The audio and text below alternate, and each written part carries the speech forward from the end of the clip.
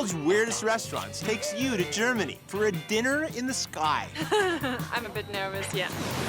We have liftoff. Then we're off to the Ukraine to have borscht in a bunker. That's just a little bit weird ski. Then we journey to Japan to dine with the dead. This actually comes in kind of handy. And finally, landing in LA to get our hands messy with a medieval meal. This is your knife, this is your fork. Surely you joust. I've got a dentist appointment.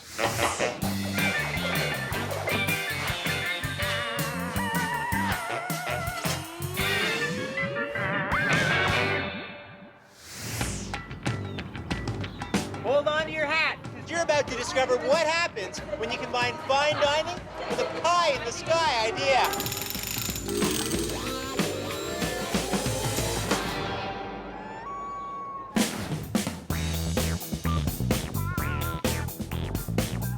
It's exhilarating and terrifying all at the same time. Dinner in the Sky is an absolutely extraordinary dining experience because you're dining 150 feet in the air. I'm a bit nervous, yeah. Dinner in the Sky offers a $100 economy flight with appetizers and a $300 business flight with a 3-course set menu.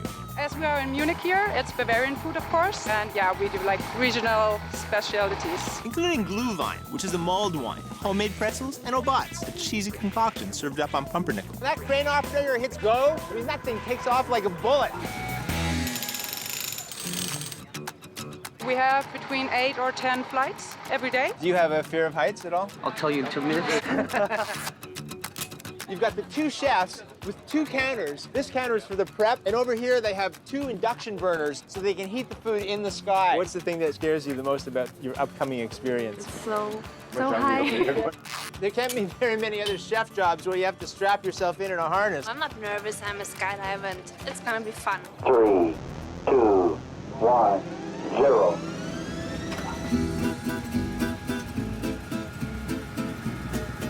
Houston, we have liftoff.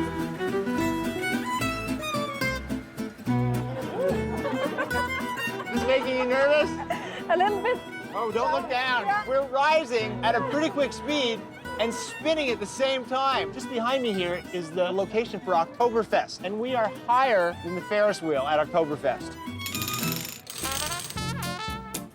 Prost. Prost. Wow, I'm so impressed. I was expecting a boxed lunch at best, and I can see here that it's a very complex tasting course, including hot and cold bites. Ah, thank you, chef. Wow, imagine taking a wedge of camembert cheese and folding in some more butter and some heavy cream. That's amazing. When was the last time you were 150 feet up in the air enjoying something like this? I don't think about this. I'm on the floor. I should remind you. Yes, thank you, thank you. Look forward, eyes forward. When people get scared, we give them the advice to not to look down. When I tell them don't look down, they look down. We're starting to spin, which is incredible because, you know, even in a restaurant with the most amazing view, you really don't get a chance to see absolutely everything, right? Yeah. But here we're going to get a complete 360 view. You can see our crew member spinning the table so the people can see in all different directions. He's spinning it very slowly so people don't get sick. You didn't get dizzy? You didn't Yes, you did get dizzy.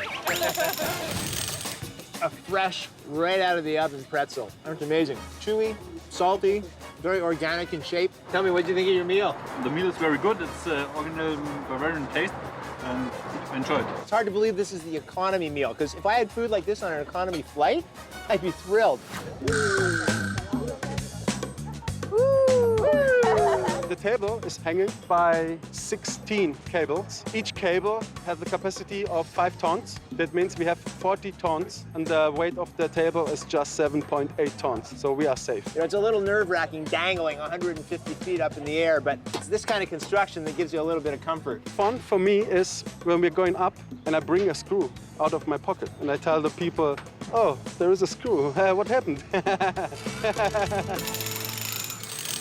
Well, that daytime economy flight, that was just the appetizer. This is the business class flight. 3 courses in the nighttime sky. Are you afraid of heights? A little bit, but it doesn't look that bad. Well, that's because it's on the ground right now. Goodbye.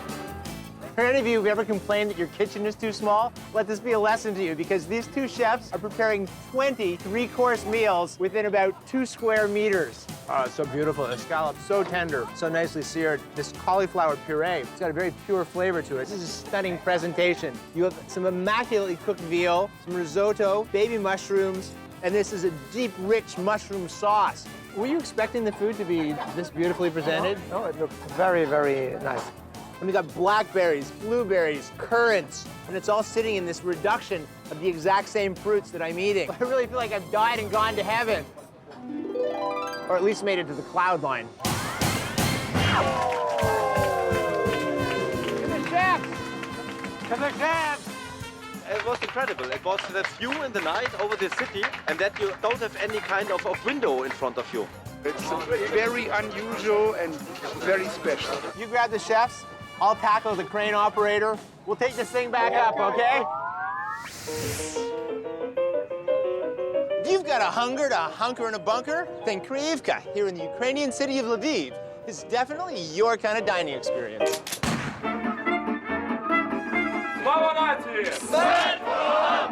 Walking into Krievka is like discovering a secret army base, but with a lot better food. Now this is my kind of hideout. The name Krievka, that means the place where the people were hiding in the forest in a struggle with the USSR in the Second World War. It was in bunkers just like this one that the freedom fighters took refuge. I feel like I'm not just a fighter, I'm like a resistance fighter.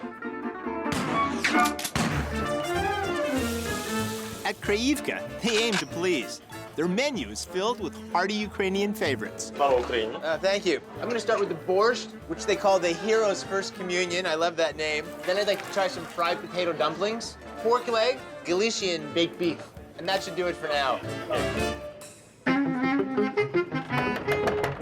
Hello? Aslo! If you don't know the password, we won't let you into the secret bunker. It's forbidden to write down the address of this restaurant. First, you must find the restaurant, then you must know the password, and then you can enter. Slava. Slava Ukraini. Slava Ukraini. Heroям slava. Guess that was the magic word. So what was your first impression when you walked into this restaurant? Shock. Shock? Yes, maybe I should hide. The secret entrance. Wow, it's amazing. Through the bookcase into the restaurant. Пампушки с чесночком.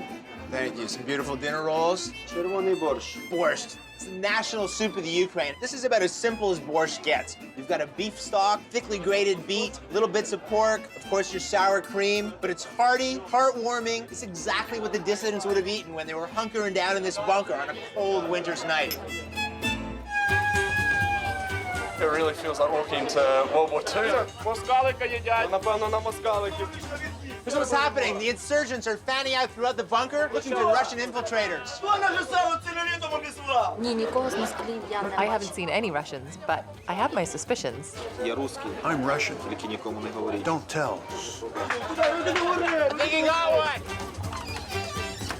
No, I'm Canadian, honest. I'm from Canada. I'm from Canada. Yeah. Socialist, not communist. Thank you. Fried potato dumplings. These are made from potatoes and flour. A couple of ingredients that'll last forever in a bunker. You never know when you're gonna need them. Tastes a lot like a deep-fried pierogi. And I bet it's got enough calories to keep you in the fight for a long time. Oh, the food here is awesome. Yeah, it's very hearty and delicious. That's beautiful. And this is exactly like the plates that the insurgents would have eaten off of in the bunkers. The meat is a tender, pounded piece of veal cutlet, and it's topped with these prunes, a cream sauce that's full of chopped walnuts. I mean, this is definitely a meal that would have been served to the generals, not the enlisted men. This little bar, which is just inside the front door at street level, is designed as a decoy, so that if the enemy comes in here looking for the bunker, this is all they find. And over here, one of the first field telephones. Hey, comrade, can you hear me now? In this hallway, you can grab one of these old jackets, one of these helmets, go belly to the floor to see what it was like to actually shoot a machine gun. The Russians were one of the enemies of the insurgents. And in this shooting gallery, you can choose your favorite Russian. Stalin, Lenin, the head of the KGB. I'll take Stalin, okay? And now I'm about to shoot a loaded weapon. That's just a little bit weird ski. Got him! The weirdest thing is that the guns are constantly going off and it gives us a fright. Look at that. It just gave Stalin a third nostril. Wow. It's one beautiful, nicely browned pork knuckle rubbed with garlic and a nice scoop of sauerkraut. That skin is so crispy, practically crackles in your mouth. The meat, really, really flavorful, but it's soft, it's succulent, and falls apart. The garlic just intensifies all of these flavors. Because the meat is so rich, take a nice little forkful of this sauerkraut. It's crunchy, it's brightly acidic, and the combination of these two ingredients just makes me want to hide in this bunker forever. The food is amazing.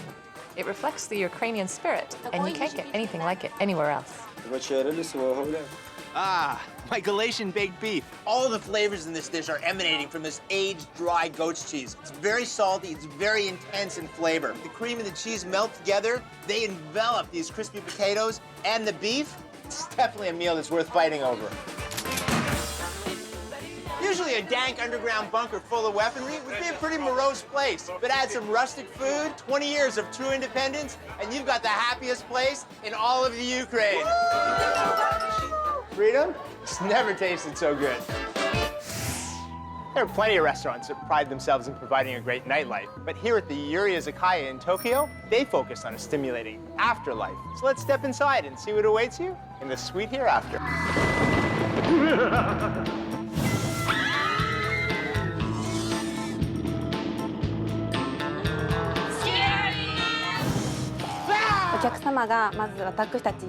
When customers enter, they scream and kids cry. But everyone leaves with a smile. It's one way to make me turn white as a ghost. Yuri Izakaya means ghost pub, and its obsession with the undead is seen everywhere from the decor to the servers, and even the food. Spooky! Yuri Izakaya is the spirit world. Customers enjoy the food here with the spirits.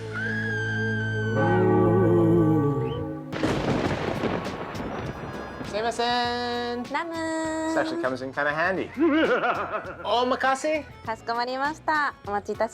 I just asked for chef's choice in Japanese. We'll see what he sends me. Arab surprise. The menu is basically American pub favorites with a Japanese twist, but the inspiration behind these dishes is pretty great. Here the food is all related to the Japanese ghost stories, and they put a Japanese ghost name on it. And that includes dishes like needles from hell, or as we call them in North America, French fries. Pretty basic potato salad, lots of mayonnaise, fried potato sticks. That does the trick. In the Japanese religion of Shinto Yuris, people who either died suddenly or didn't have a proper funeral roam the earth until they can be laid to rest. I love walking here because everyone is dead.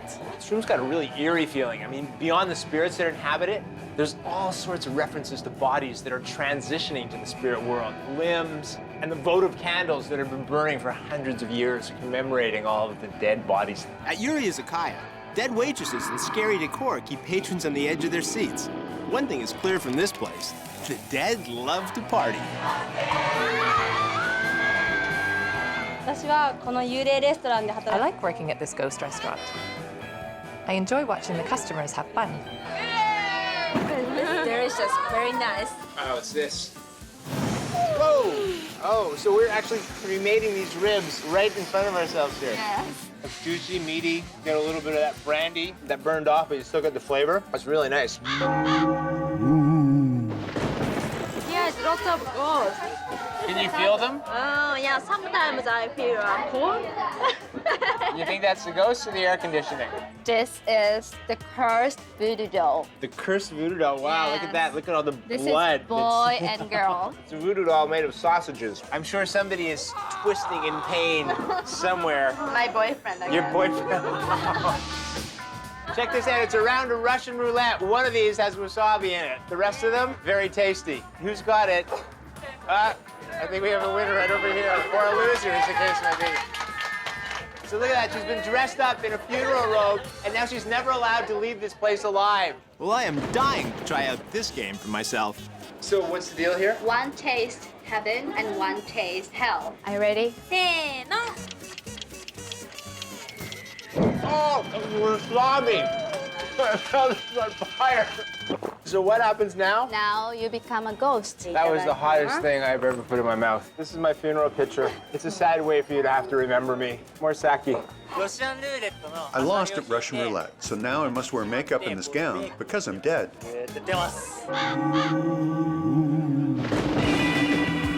This is the snow woman's buffet. The woman died on the mountain, snowy mountain, and so when she touched you, you would die. Oh, wow, so this is sort of the icy touch of death.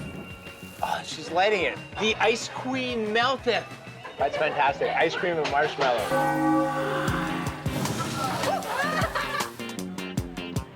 The theme at the Yuri Izakaya may be death, but this place couldn't be any more lively. I'm so dead now. We are ghosts now. This is what life on the other side is all about, then I think I might have lost my fear of death. Chivalry may be dead in most places, but at medieval times here in Southern California, it's alive and thriving, as is bravery, jousting, and that other 11th century tradition, eating with your fingers. Welcome!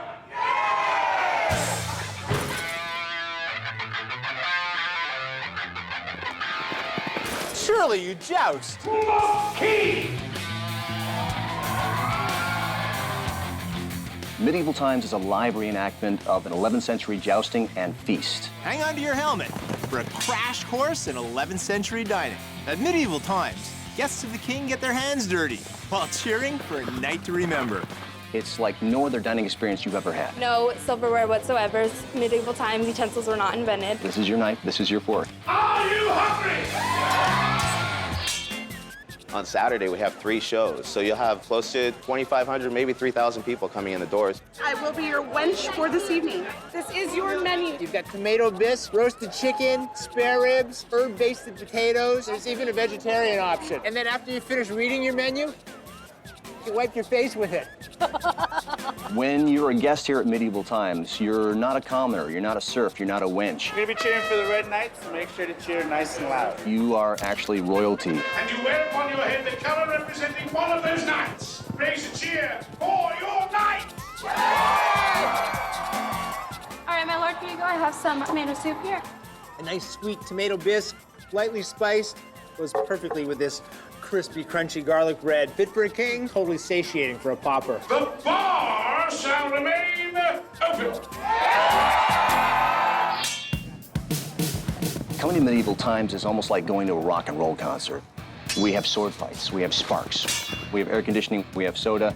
We do have super fans. We had a group called the Friends of Green. They've been to the show about 250 times. She's been here 45 times. This is 45. I've seen a person come into the show in full armor. Can't move at all, just sitting there enjoying the show. These sword fight movements are flawless. The horses aren't bad either. So it's this energy that infects you when you're here. You get all these people that are getting out of their normal day lives, get into character just as much as we do. Ah, roasted chicken. You know, back in medieval times, this would have been a partridge or a quail that was picked off in the woods with a bow and arrow. This is certainly a fine substitute. Wow, nice and crispy on the outside, moist on the inside, dusted with Spanish paprika. The meat is nice and moist, falls right off the bone. Just love the fact that you get to eat this with your hands. It is fun to eat with your hands. You can just get down there and get greasy and dirty. I believe it really helps get them into the show a lot more. Nice meaty pork rib, basted with a sweet sauce. That is gonna go perfectly with these spicy roasted potatoes. Something real big, it's heavy, you're gonna feel like you ate a lot by the end of it, and you're gonna get messy doing it. 1,000 years ago, a meal like this would have been worth a king's ransom. We try to get as real as we can with the weapons. That is a good 15 kilos. All you have is a shield and a helmet, and 1,000 people are cheering for blood. And I'm gonna ride you down with this horse, hit you with this bola. Hood on, check. Gloves, check, check. You're gonna stand just like that and don't move. I've got a dentist appointment. Executioner, one for torture, please. The executioner. Nice touch. This is your classic torture rack. You know, for me, torture is, I'm sorry, dinner's gonna be delayed by an hour. And this is our vegetarian plate. Oh, thank you. Man, this is fit for royalty. I mean, look at this. You've got beautiful rice pilaf and a red bell pepper, a gorgeous vegetable shish kebab with zucchini, peppers, onions, mushrooms. Wow, not only is this vegetable shish kebab grilled to perfection, but it's beautifully spiced, beautifully dusted with herbs on the outside, perfectly grilled, still moist and juicy on the inside. I mean, it doesn't get any better than this, even in this century. And over here, house-made chips and hummus. That is a hummin' hummus. So this red bell pepper, it's about flavor, it's about practicality. Nice toothy wild rice, red beans, celery, little bits of bell pepper in here. This one will get the trumpets blowing. So you've been here 45 times. How does the night compare to the other 44? It's different every time. I love the show. The food's awesome for adults. The chicken was really finger-licking good. And the kids love it. You guys have a good time? The nights are hot, that's why we come. We got knights in shining armor and meals fit for a king. What else could you ask for? I'm not exactly sure what happened, but I think that knight just got the Queen's garter belt.